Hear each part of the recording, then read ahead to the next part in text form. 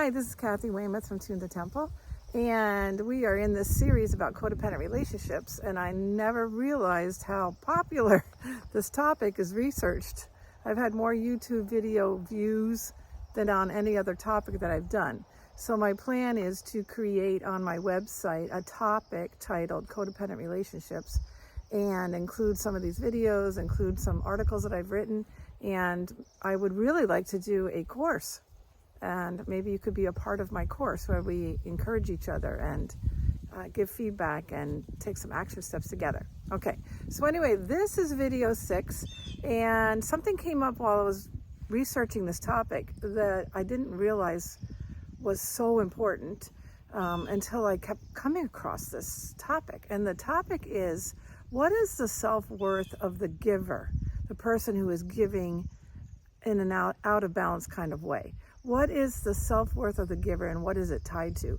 Well, often the self-worth of the giver is quite low, not knowing your own worth within yourself.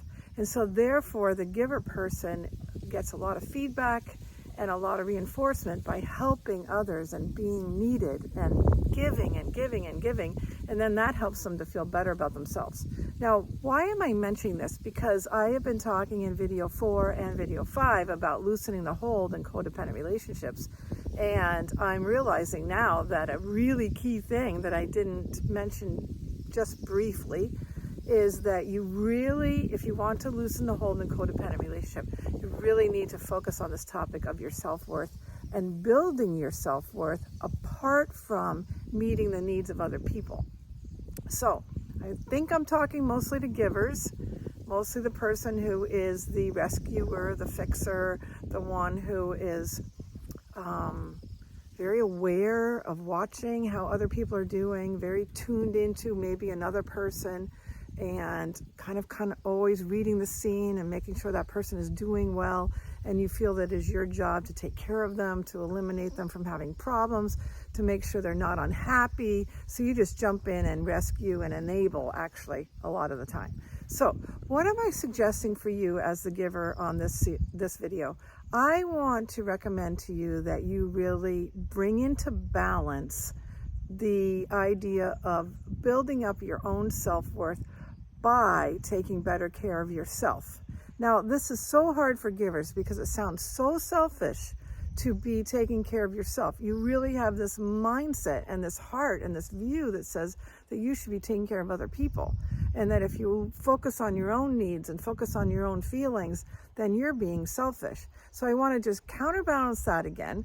We want to bring things into balance, and we want to say that your own needs are just as important as other people's needs. And this is not selfishness. This is good stewardship, as I learned from Dr. Townsend and Dr. Cloud in their book called Boundaries. Good stewardship of the person that you are is that you take care of your needs, but not just for yourself, not that that's the only thing you do, so that you're better able then to care for others in a balanced way. See, it's got to be the balance. That's what the problem is that if you're taking care of your needs in a minimal way, like really, but you're up here taking care of someone else's needs in a very high way. Sorry, I got my remote control in my hand. You're unbalanced. So you want to bring the balance up where you are taking care of your needs in a balanced way. And then when you are helping other people, it is much healthier and much more balanced. So you don't even have to grab a pencil or paper today, because I've already written an article about this, and I'll just include the link to the article with my suggestions below the video.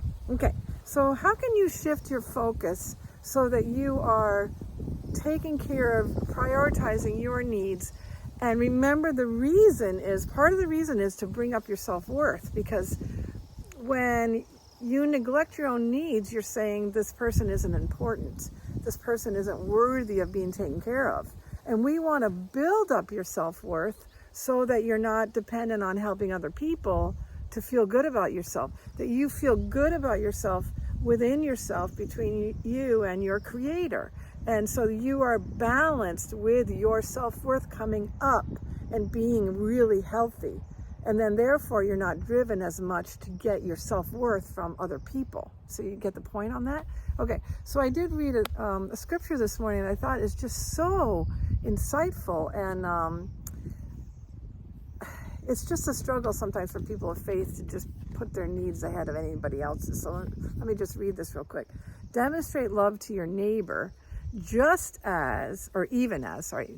as you care for and love yourself. Okay, that's Galatians 5:14 from the Passion Translation. Let me read it again. Demonstrate love to your neighbor even as you care for and love yourself. So that's the balance. If you care for and love yourself, your self-worth comes up, and then you can love your neighbor in a very healthy way that's not codependent, that isn't needing them to glean your value from. Okay, so here are some suggestions that I made in the article, and I'm just going to go through them real quick for you. How can you shift your focus? Okay, how can you build up your self-worth? How can you value yourself so that you can healthily detach from another person? Number one, here we go, 5 things. Okay, what it is about the number 5, right? Begin by acknowledging that your needs are important, and it is not selfish to take care of them. Okay, so you got to do some mindset work here and realize and acknowledge that my needs are just as important as someone else's. I am responsible for taking care of my needs, and this is a healthy thing for me to do. How am I going to do that? First, by acknowledging that this is really important, and just keep reminding yourself. Okay, counterbalance that lie that it's selfish to take care of yourself. That's number 1. Number 2, here's an idea. Make a list of the needs that you have been neglecting. What needs of yours have you been neglecting as you have been hyper-focused on someone else? Just make a list. Think of everything that you can think of. Okay. Number 3, what I would like you to do is to choose one of those neglected needs, just one, and ask yourself, how can I take care of this need in a very practical way? Like brainstorm. Come up with some ideas. Okay, so one idea might be that because you're taking care of other people so much, you don't have enough downtime. All right? How could you bring more downtime into your life? That's what you're going to brainstorm. How could you address this need for downtime and rest time? Number 4, begin to stop. I'm sorry, I got to go back to number 3. I forgot something. So you're going to brainstorm how you can address this need, and then I want you to actually start applying something. Do something to address that neglected need. Okay, take 1 action step this week. Take 2 next week. Like gradually start addressing that need. Okay, now number 4, begin to stop interfering in the other person's life. This person over here. Begin to stop interfering in their life so that you can focus on bringing up the value that you should have within yourself. Stop interfering, and if you need more suggestions on that, go to videos 4 and 5, because that's where I talk a lot about that. Okay? You are not responsible for fixing this other person. They're responsible for their needs, right? You're not responsible from preventing them from experiencing failure and difficulty, because failure and difficulty really help them grow. Remember, pain is what motivates people to grow. So if you don't allow them to fail or experience difficulty, then you're interfering with the reaping and sowing. If someone who's irresponsible sows something by not taking care of their own needs, they're going to reap something. Well, if you come in and interfere, you're stopping that law of sowing and reaping, and you're not allowing them to feel pain. So I'm going to remind you, stop interfering with the responsibilities of someone else. And you may need to do this gradually, like go back to videos 4 and 5, okay? You may need to do this with professional help. You may need to do it with accountability. Okay.